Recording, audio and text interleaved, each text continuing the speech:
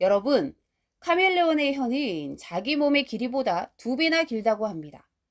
대왕고래는 지구상에서 가장 큰 동물인데 몸무게가 200톤에 가깝습니다.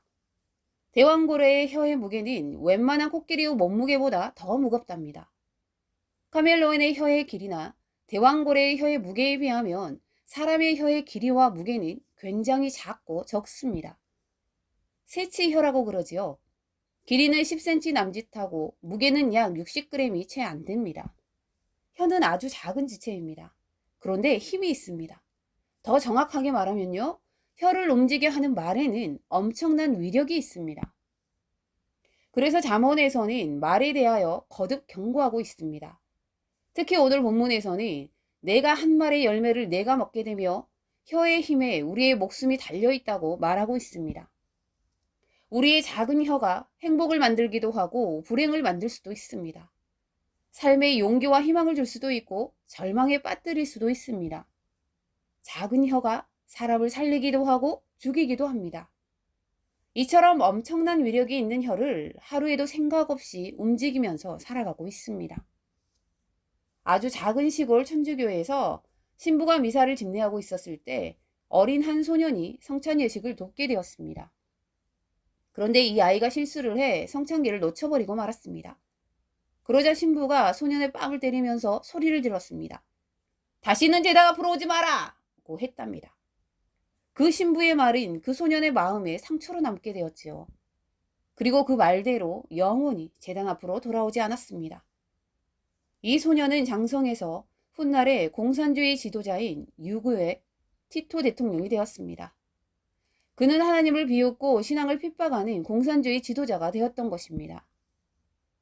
우리가 하는 말은 생명력을 가지고 있습니다. 말 한마디가 이렇게 무서운 불행을 가져온다는 사실을 알아야 합니다. 이솝우화 중에 이런 이야기가 있습니다. 늙은 사자가 병이 나서 자리에 눕게 되자 숲의 모든 동물들이 문병을 다녀갔습니다. 그런데 웬일인지 여우만은 나타나질 않았습니다. 늑대는 이때다 싶어 사자에게 여우의 잘못을 미주알고주알 고해 바쳤습니다. 그러면서 여우가 사자를 동물의 왕으로 인정하지 않아 병문안도 오지 않는 것이라고 말했습니다. 때마침 여우가 나타나 늑대가 하는 말을 모두 듣게 되었지요. 그리고 늑대의 말을 듣고 몹시 화가 난 사자는 때맞춰 나타난 여우를 보자 노여움을 터뜨렸습니다. 여우는 몇 번이고 자기의 잘못을 사죄한 후 엎드려 사자에게 말했습니다. 사실 저는 사자님의 병을 고치기 위해 이곳저곳 용한 의사를 찾아다니느라고 늦었습니다. 그리고 마침내 병을 고칠 수 있는 방법을 알아내었답니다. 흐뭇해진 사자는 병을 고칠 수 있는 방법을 물었습니다. 그러자 여우가 천연덕스럽게 늑대의 생가죽을 벗겨서 씻기 전에 아픈 곳에 붙이면 됩니다. 라고 대답합니다. 늑대가 당장에 붙잡혀 가죽이 벗겨진 채 죽게 된 것은 당연한 일이었습니다. 남을 헐뜯고 공격하는 말은 시간이 걸릴 뿐 결국 자신에게로 돌아옵니다. 콩 심은 데 콩나고 팥 심은 데 팥나는 것처럼 말도 씨앗 만큼이나 정직한 열매를 맺게 됩니다. 남을 깎아내리는 말이라는 화살은 결국 자기 자신을 향하는 법입니다. 여러분, 혀를 잘 사용하는 것이 지혜입니다. 혀는 아주 작은 지체입니다. 그러나 엄청난 위력을 가지고 있습니다. 여러분은 혀를 어떻게 사용하십니까? 사람들에게 희망을 주고 용기를 주는 말을 많이 하고 있습니까? 아니면 말끝마다 독이 있고 해치는 말을 하고 있습니까? 사람들에게 축복을 주고 사람들의 생명을 살리는 좋은 혀가 되기를 축복합니다. 지금은 하늘나라에 가신 세계적인 복음 전도자 빌리 그레이엄 목사님이 어렸을 때 얼마나 장난꾸러였는지 모릅니다. 동네 사람들은 빌리가 커서 뭐가 되겠나, 저거 깡패나 되겠지 하고 말했습니다. 그러나 믿음 좋은 할머니 한 분은 빌리, 넌 말도 잘하니 나중에 훌륭한 사람이 될 거야. 하나님께서 너를 귀하게 쓰실 거야 하고 칭찬해 주었습니다. 이 할머니의 그 말 한마디가 세계적인 복음 전도자 빌리 그레이엄을 만들었습니다. 인천 상륙작전을 감행한 메가더 장군은 어릴 때 완전히 쌍꾼이었습니다. 동네 사람들은 메가더를 보면 학을 뗐습니다. 그러다 그의 어머니는 메가더를 꼭 껴안고 메가더, 너는 위대한 장군이 될 거야 하고 칭찬해 주었습니다.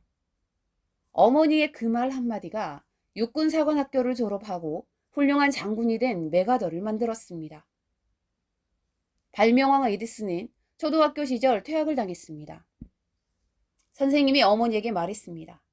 저 아이는 전능하라서 학교에서는 도저히 못 가르칩니다. 어머니가 집에서 가르치는 것이 좋겠습니다. 이 말을 들은 에디슨의 어머니는 하늘이 무너지는 것 같은 충격을 받았습니다. 그러나 어머니는 에디슨을 항상 꼭 껴안고 넌 호기심이 아주 많은 아이란다. 넌 그 호기심 때문에 훌륭한 발명가가 될 수 있을 거야. 엄마는 널 사랑한단다. 내가 참 자랑스럽구나. 하고 격려해 주었습니다. 어머니의 그 말 한마디가 발명왕 에디슨을 만들었습니다. 말이 미치는 영향력은 엄청납니다.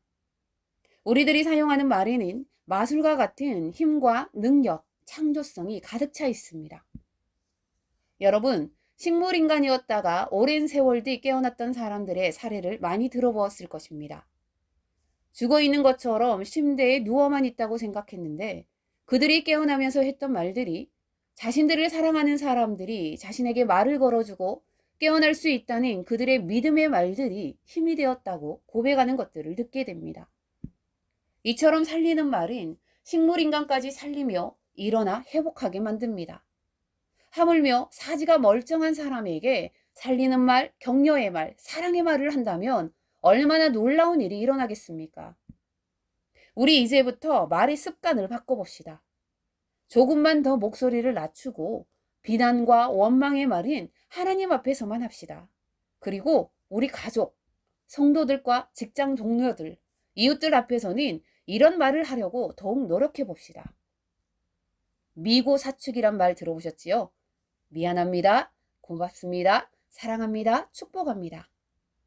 미워 죽겠다는 생각이 드는 사람 앞에서 축복합니다 라는 말을 억지로라도 해보십시오. 내가 저주하지 않고 축복할 때 그 축복이 나에게로 돌아올 것입니다. 상종하기도 싫은 사람에게 고맙습니다 라고 억지로라도 해보십시오. 내가 원망하지 않고 오히려 고맙다고 인사할 때 그 사람과의 관계가 달라지고 회복될 것입니다. 지금 우리 옆에 계신 분들께 한번 말해볼까요? 미안합니다. 고맙습니다. 사랑합니다. 축복합니다. 사랑하는 성도 여러분, 야고보 사도는 샘이 한 구멍으로 단물과 쓴물을 낼 수 없다라고 말합니다. 우리가 좋은 말의 씨앗을 뿌릴지 악한 말의 씨앗을 뿌릴지를 결정해야만 합니다. 그렇다면 우리는 미안합니다, 고맙습니다, 사랑합니다, 축복합니다의 선한 말의 씨앗을 뿌림으로 그 선한 열매들을 배부르게 먹고 누리는 우리가 되어야 할 것입니다. 우리가 뿌리는 미고사축의 말의 씨앗은 금방 자라고 열매를 맺어 우리에게 다시 돌아와 우리의 힘이 되고 위로가 되어줄 것입니다. 사랑하는 여러분, 예수님께서는 우리의 입으로, 우리의 혀로 함부로 내뱉는 말, 더러운 말, 헐뜯는 말, 부정적인 말을 하라고 십자가에서 우리 대신 죽으신 것이 아닙니다. 새로운 삶을 살라고 생명을 주셨고 새로운 삶의 방식으로 살라고 하셨습니다. 주님께서 하신 말씀들을 잘 배워 말로 재짓지 않고 생명의 말을 하는 여러분 모두가 되시길 주님의 이름으로 축복합니다.